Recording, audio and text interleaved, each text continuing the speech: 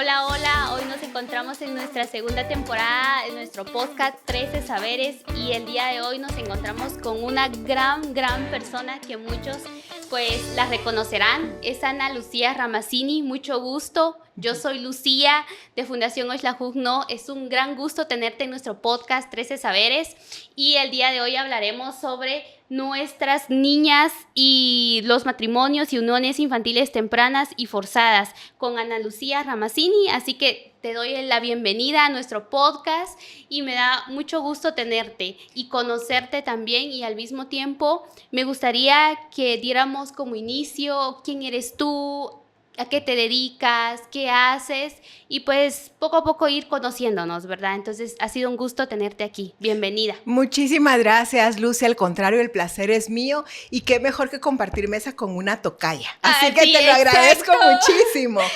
Bueno, pues como tú decías, mi nombre es Ana Lucía Ramazzini. Yo soy socióloga, soy investigadora y me he dedicado ya hace más de 10 años a investigar precisamente los matrimonios y las uniones infantiles tempranas y forzadas. Soy maestra de educación primaria y soy una feminista también que cree en las posibilidades de transformar nuestras vidas, que vivamos vidas libres de violencia desde la investigación, desde la educación, y a eso le apuesto. Qué bonito saber, y yo creo que muchos de los que nos ven reconocen quién es, qué figura. Estamos en nuestro podcast el día de hoy y pues te damos la bienvenida y pues sobre todo conocer sobre tu trayectoria es muy bonito. Y pues podemos comenzar, Lucía, que nos podrías comentar qué es o a qué se dedica MUIF y qué es la importancia de hablar sobre estos temas.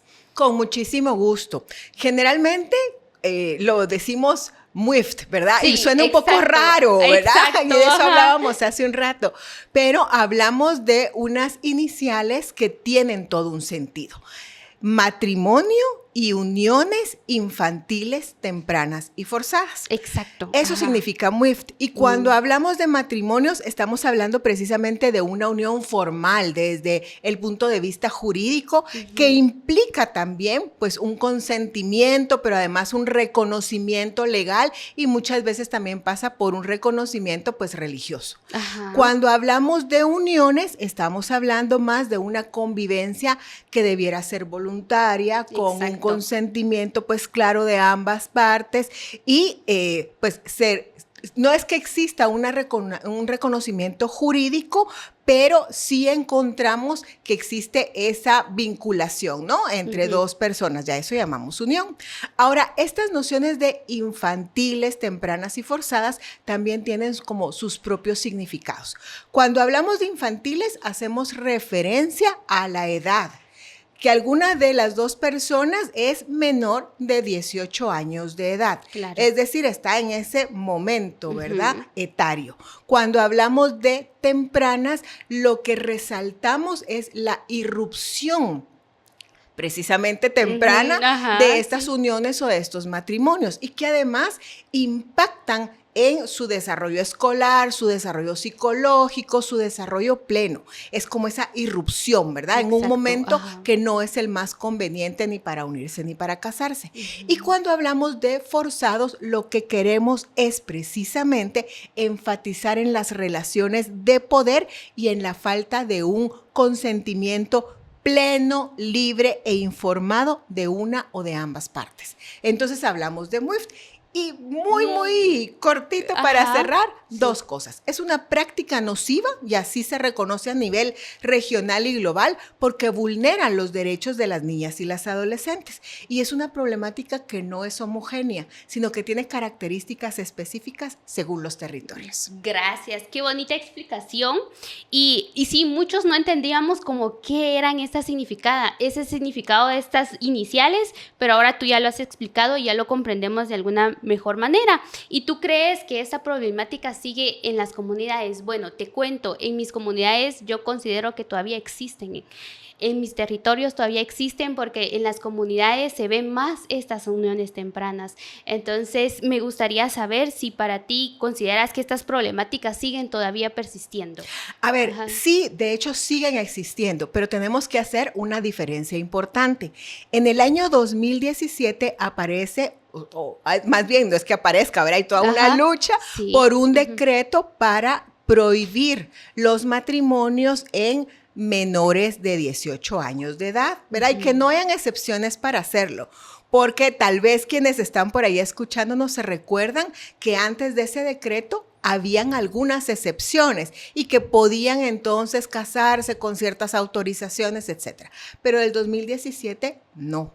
Sin embargo, encontramos que frente a esa prohibición han habido y siguen habiendo las uniones. Exacto, las uniones, sí. Como tú dices, Lucy, se siguen dando y se siguen dando desde diferentes modalidades. Es decir, existen en los diversos territorios, existen en la ciudad capital también, pero se siguen dando. Y cuando hablamos de diferentes modalidades, estamos entendiendo casos como, por ejemplo, en donde hay dos personas que se unen y que hay un embarazo de por medio y que por eso la familia pues obliga a la unión para mantener la honorabilidad familiar. Exacto. Pero como es prohibido casarse, entonces los unen y hay un compromiso que incluso encontramos en hallazgos de una investigación donde intervienen incluso abogados haciendo cartas compromiso del matrimonio cuando ya cumplan 18 años. Sí. O sea, estamos encontrando unas modalidades que le están haciendo el juego a lo jurídico y que están manteniendo pues estas uniones, ¿verdad? Y que están afectando la vida de las niñas y adolescentes. Sí, pero sí continúan. Gracias por contarnos. Y pues esto da mención a otra cuestionante que nosotros tenemos. ¿Consideras que pues tienen consecuencias en la vida de las niñas y los adolescentes actuales? Me imagino que sí, porque la hemos visto. Mi ámbito de salud, en el ámbito de salud que yo la he visto, yo digo, no, wow, los impactos en las niñas, tanto psicológico, pues sí se ve. Entonces me gustaría como que tú nos cuentes a través de las investigaciones que tú has hecho, qué consecuencias han tenido. Perfecto. Para hablar de las consecuencias, también necesitamos tocar un poco las causas de los MUIFT, ¿verdad? Exacto, porque cuando hablamos de la problemática de los MUIFT, estamos planteando que es multicausal y por lo tanto va a tener impactos en diferentes dimensiones. Sí. Por eso insisto en la parte de las causas. Hemos encontrado, Lucy, en las investigaciones que hacemos una tríada perversa. ¿Qué quiero decir con esto? Generalmente cuando hay violencia sexual y hay embarazos derivados de esa violencia o hay embarazos no deseados, no planeados, generalmente viene la unión. O cuando se da la unión, al ratito vienen los embarazos. Exacto. Pero estas tres problemáticas que se vinculan, embarazos, violencia sexual y uniones, tienen como su acento, ¿verdad? O se sostienen sobre mandatos de género. Estos mandatos de género de cómo a las niñas y a las adolescentes se les asignan destinos, ser madre, esposas, ¿verdad? Sí, eso es cierto. Algo que permanece arraigado en la estructura social. Y esto entonces genera las uniones y vulnera sus derechos. ¿Qué trae como consecuencias a nivel general? Primero, una gran limitación de su propia autonomía y de su poder de decisión. Sí. No deciden con quién quieren estar, si quieren o no estar con alguien, si quieren o no tener hijos, y esto definitivamente afecta su desarrollo integral. Sí, es muy cierto. Pero además limita su participación social. Hemos visto cómo las uniones también remarcan estas nociones de estar al cuidado de las demás personas. Si tienen hijos, obvio, estar al cuidado de sus hijos porque la sociedad lo asigna. Entonces hay una limitación a su participación comunitaria, a su participación social. Generan, por otro lado, dependencia económica y dependencia emocional. Y más cuando esas uniones se dan con hombres mayores, hombres que son adultos, ¿verdad? Es cierto. Y se da con niñas y adolescentes. Entonces encontramos esa dependencia. Pero además se reduce la expectativa de otros caminos posibles. Y dentro de todo eso encontramos que se reproducen las violencias. Sí, como los patrones. Los patrones. Y además como esas cargas de cuidado. Pero dentro de todo esto, lo que hace es limitar o irrumpir el proyecto de vida. O sea, lo que tenían planeado frente al embarazo, frente a la unión, frente a la violencia sexual, irrumpe sus proyectos de vida, sus planes de vida. Es muy cierto. Y qué traumante en la vida de cada una de esas niñas vivir todos estos procesos. Y ya lo vemos en la vida adulta, tener todas estas repercusiones psicológicas, la verdad impacta. Recientemente yo le contaba a las compañeras de fundación que hemos visto esos impactos, esas tasas, tanto que no se ha dado educación integral y que a veces en las comunidades tampoco permiten, ¿por qué? Por esos tabúes que todavía persisten y ahora pues se repercuten también en la vida de las niñas y adolescentes, ¿verdad? Y entonces me gustaría también saber, o nos gustaría saber qué situaciones afectan principalmente en la educación y las oportunidades futuras de estas niñas y adolescentes que han vivido estos pasos. Ajá. Esa es una excelente pregunta, Lucy, porque nos pone como en la mesa, ¿verdad? Sí. La necesidad de decir qué es lo que se limita. Sí. Y en este caso, efectivamente, está afectando la educación. En nuestro país, para las niñas y las adolescentes, es difícil llegar al sistema escolarizado. Sí, ¿verdad? es muy Porque cierto, también, sí. como tú decías, hay una carga de prejuicios de que las niñas no sirve de nada estudiar, que no se metan a estudiar, etcétera, etcétera. Es cierto. Pero el llegar ya es difícil. Las que logran llegar y mantenerse implica otra dificultad. Sí. Pero además, el que las forcen a una unión o que estén embarazadas, también implica el abandono escolar, la deserción escolar. Sí. Sabemos que existe una normativa en donde no se puede expulsar a ninguna niña o adolescente, por ejemplo, que esté embarazada.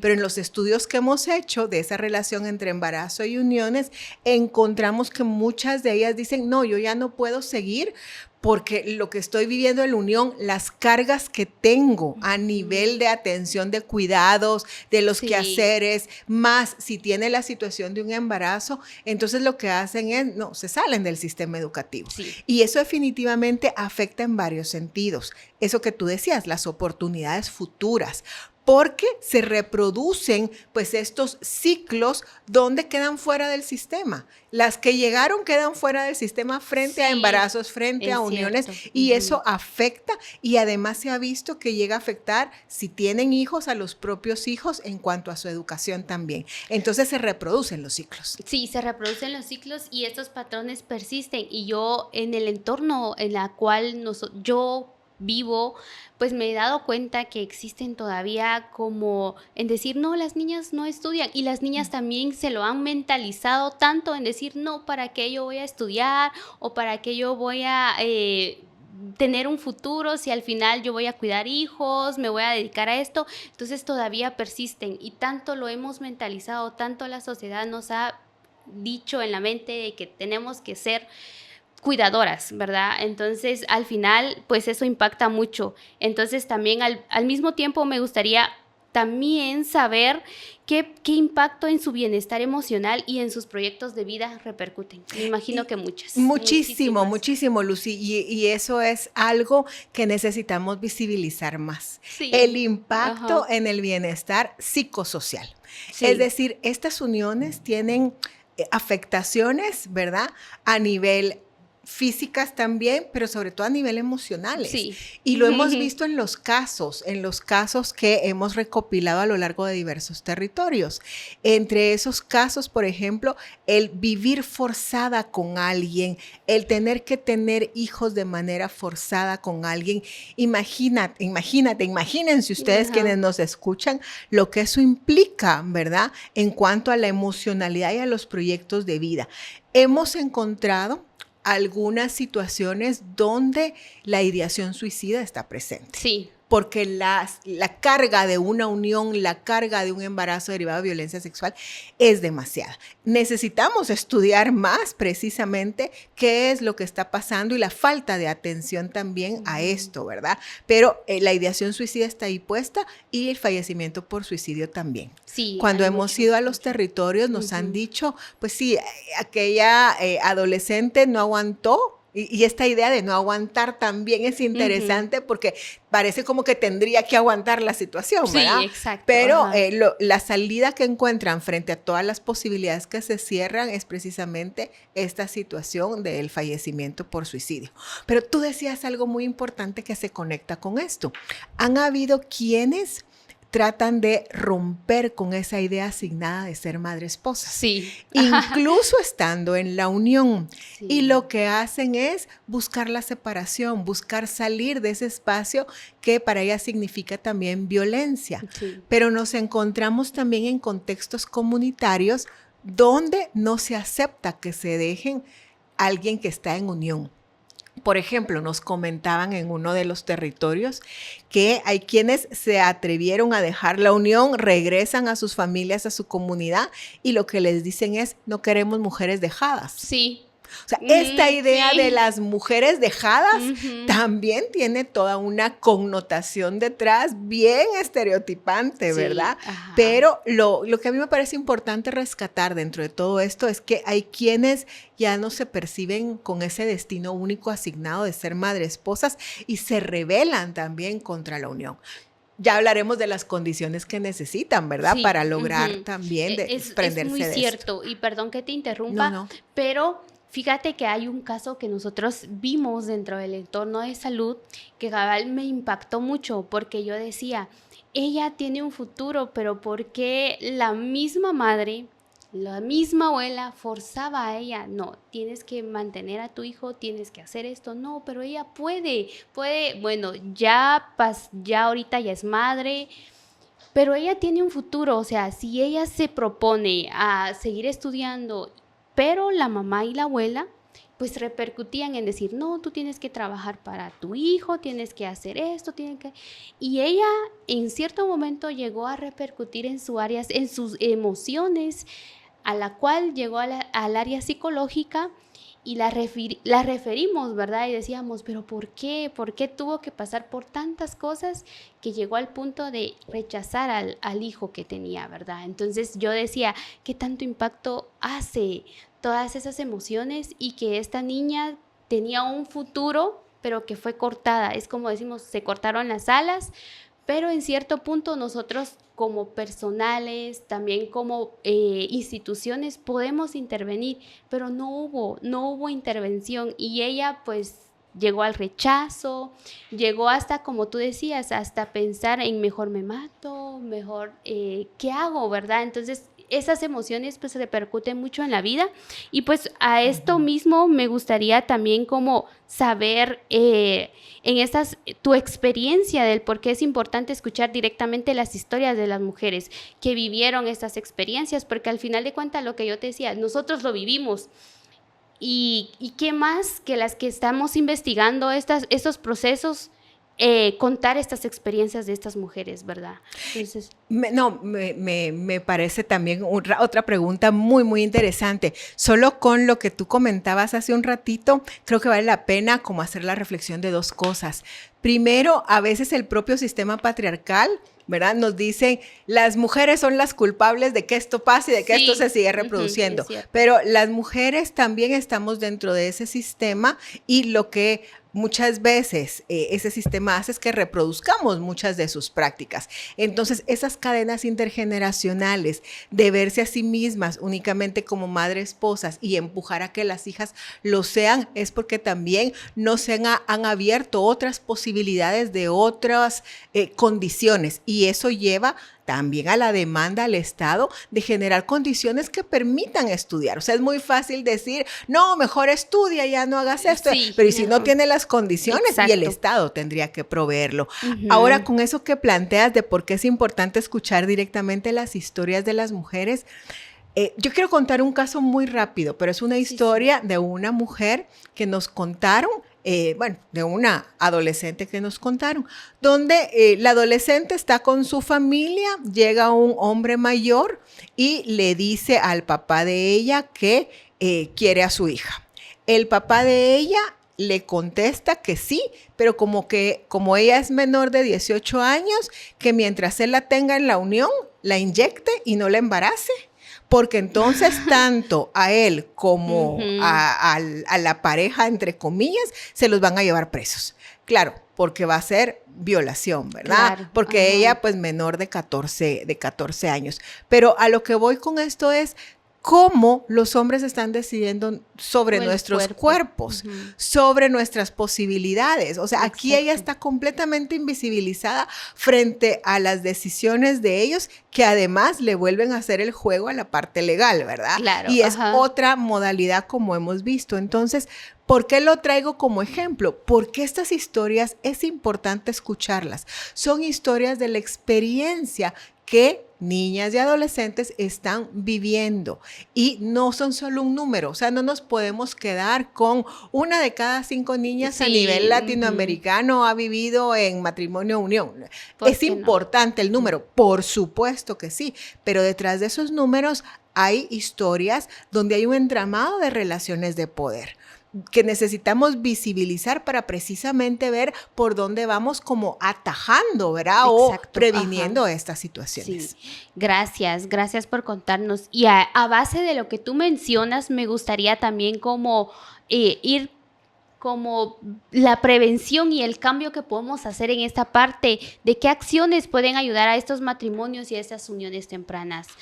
Me gustaría saber qué hace también, o sea, la institución, qué instituciones nos pueden apoyar para estas acciones y prevenir estos matrimonios.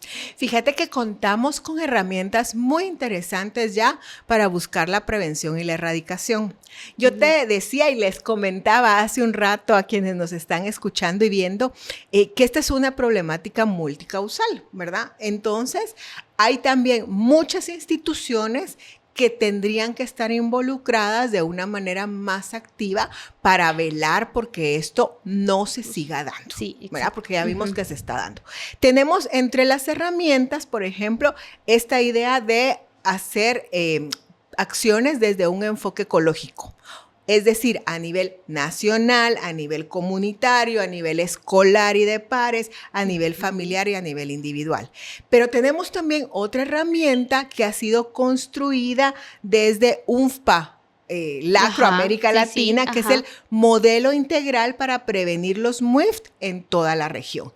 Y esta es una herramienta que también tiene que ver con el abordaje pues, de leyes y marcos, políticas públicas, servicios integrales, impacto comunitario, familias y el empoderamiento. Ahora, todos estos niveles son importantes. ¿Por qué razón? Por ejemplo, a un nivel macro tenemos Planea, que es importante y además que estamos en una gran incertidumbre de ver en qué está. Esperamos que para cuando esto se escuche ya haya salido de manera actualizada. Tenemos la política, la carta Prevenir con Educación, la política que tendría que tener toda esta problemática de salud mental, que es una política también que está pendiente. Tenemos, y fíjate, hasta una agenda estratégica de seguridad 2024 que incorpora el eje de la no violencia contra las mujeres. Entonces, digamos, a nivel nacional, a nivel comunitario, Lucy, necesitamos recuperar los saberes y los principios de la cosmovisión maya, garífuna y afrodescendiente, que velan por el bienestar de las niñas y las adolescentes. A nivel de la escuela, necesitamos que se implemente la estrategia de educación integral en sexualidad. O sea, de manera clara y de manera directa, porque la ACE es algo base para prevenir, juega un papel fundamental. A nivel familiar, ¿cómo hacemos para ir desmontando estos patrones de crianza también? A nivel individual, esto que te comentaba de la autonomía económica. O sea, hemos recopilado todas estas acciones en una investigación que se titula Más allá de lo visible, normas sociales y de género que inciden en los matrimonios y uniones infantiles tempranas y forzadas en Guatemala. Qué bonito. Un estudio en Quicheto, Tonicapán, Alta Verapaz, Izabal, Chiquimula, que ya nos muestra qué es lo que está pasando en estos territorios. Sí, qué bonito. Pero hay algo que tú mencionas muy, muy importante en el diálogo que estábamos desarrollando, es qué papel juega las familias, las escuelas y las comunidades en la prevención. Hay un papel fundamental, Lucy, que no lo podemos perder. Voy a plantear otro caso de otra investigación. Claro. Cuando preguntábamos, mire, ¿qué es lo que pasa? Le preguntábamos a una autoridad local, ¿qué es lo que pasa? ¿Por qué hay tantos embarazos? ¿Por qué se están dando las uniones que hacen ustedes? La respuesta de él en ese momento, te estoy hablando del año 2015, era, les decimos que no se embaracen, que no se unan. esa frasecita Exacto. nos está mostrando la visión reducida de la problemática y la culpabilización hacia ellas de esa triada perversa que hablábamos, ¿verdad? Sí. Violencia sexual, embarazos y uniones. Entonces necesitamos ampliar la mirada y decir, bueno, sí, aquí hay otros actores clave. Regresamos a tu pregunta. Las familias, la escuela, las autoridades ancestrales, comunitarias, todas las instituciones alrededor de justicia, del desarrollo, pero juegan un papel central para abordar. Necesitamos abordarlo desde lo interinstitucional a nivel local también. Exacto. Y eso es fundamental. Y sobre todo, Lucy, necesitamos que se rompa el silencio. Sí. Porque en muchos lugares hay silencio, un silencio que se traduce en naturalización de esta problemática, de esta práctica nociva, pero además en impunidad. En impunidad. Y necesitamos romper, pero juegan un papel fundamental. Pero me gustaría también que durante el abordaje de tu investigación, de lo que nos acabas de mostrar, me gustaría cómo fue traducido en respuestas estas problemáticas en el abordaje de esta investigación. Sí, de hecho, fíjate que tuvimos el privilegio de, después de la investigación, también tener talleres de socialización de resultados con la institucionalidad ahí local. Entonces, valió la pena porque lo que hacemos es recopilar desde sus propias voces las acciones en territorio. Necesitamos esas voces vivientes. Exacto, porque son quienes están enfrentando a esto y que a veces no se dan cuenta del impacto que esto tiene en las vidas de ellas. Entonces, acciones concretas nos decían, pues necesitamos la educación integral en sexualidad. Sí, claro que sí. Eso y desde un enfoque cultural, porque se ve mucho eso nos planteaban. Desde un enfoque cultural, porque muchas veces, pues, hemos visto, sí se llega a dar estos talleres a las comunidades, pero muchas veces no vemos estos recursos que tú lo mencionabas al principio.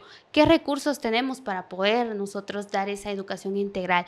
Y había muchos, cuando nosotros abordamos educación integral en sexualidad, incluye esta cosmovisión, la cosmovisión, ¿verdad? Entonces, desde el enfoque de la luna, cómo lo ven ellos. Entonces, estos enfoques también hay que pensarlas y traducirlas ya en acciones, ¿verdad? Entonces, eso me gustaría también que lo incluyamos, ¿verdad? Entonces, al mismo tiempo, me gustaría que también nos dieras un mensaje. De cómo hacer o cómo erradicar para que estas uniones tempranas no se den y que sobre todo los adolescentes pues tengan derecho a decidir sobre un futuro. Mira, yo creo que el mensaje va fundamentalmente en que necesitamos hablar y sacar a luz y problematizar esto que están viviendo. Sí, las historias las escuchamos a diario, pero no es solo de escuchar la historia y que pase, ¿verdad? Exacto. Necesitamos problematizar. Y problematizar implica precisamente buscar acciones concretas, buscar diálogos intergeneracionales a nivel comunitario, buscar diálogos con las autoridades, en las asambleas poder decir las violencias que las mujeres pues están viviendo en las escuelas. Y yo creo que algo muy importante es poner al centro a las niñas y a las adolescentes. Sí, que sean voces. Exacto, que sus voces cuentan, que sus sueños cuentan, que sus vidas cuentan y que necesitamos generar las condiciones para hacer realidad precisamente sus planes de vida y esas condiciones pasan por la demanda al Estado. Sí, y en eso pues es algo que también tenemos que tener como muy claro ahí presente. Exacto. Y me gustaría también hacerte una pregunta muy, muy personal. Sí. A través de tus investigaciones que tú has hecho, me gustaría saber si durante los años hasta la actualidad ha visto una disminución o un aumento en en la MUIF. Fíjate que lo que encontramos en términos generales es una problemática sostenida en el tiempo. Eso significa que se mantiene. Y el hecho de que se mantenga también nos refleja que necesitamos trabajar más en estos mandatos sociales y de género que lo que hacen es perpetuar, ¿verdad? Claro. Los destinos asignados a las niñas. Nos encontramos en una región que es América Latina, que la problemática de los MUIF en los últimos 30 años, Lucy, se mantiene. O sea, se mantiene y no ha habido una, digamos, como una disminución de esta situación. A nivel global, aquí es donde se están manteniendo y eso pues obviamente es preocupante. En el caso de Guatemala esto también se refleja en que se mantenga. Pero creo que hay más voces que están hablando de esto.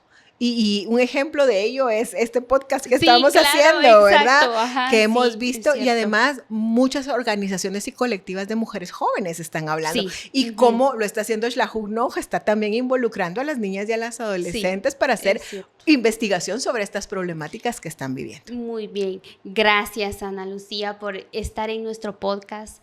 Me gustaría como ir cerrando, que nos cuentes cómo te pareció nuestro podcast, qué experiencias nos dejas y qué reflexiones hacemos sobre las MUIF. Muchísimas gracias. No, yo encantada de hablar. Porque creo yo, y creo que ese es un mensaje central, necesitamos hablar porque hay territorios donde esto se sigue viendo como algo privado y que no hay que meterse con las uniones incluso forzadas, ¿verdad? Necesitamos hablar y poderlo hacer a través de estos micrófonos y llegar a quienes nos ven, a quienes nos escuchan, para poder dejarles también inquietudes. Yo creo que eso es clave, inquietudes, preguntas y que lo puedan comentar, ¿verdad? Dentro de sus hogares es fundamental.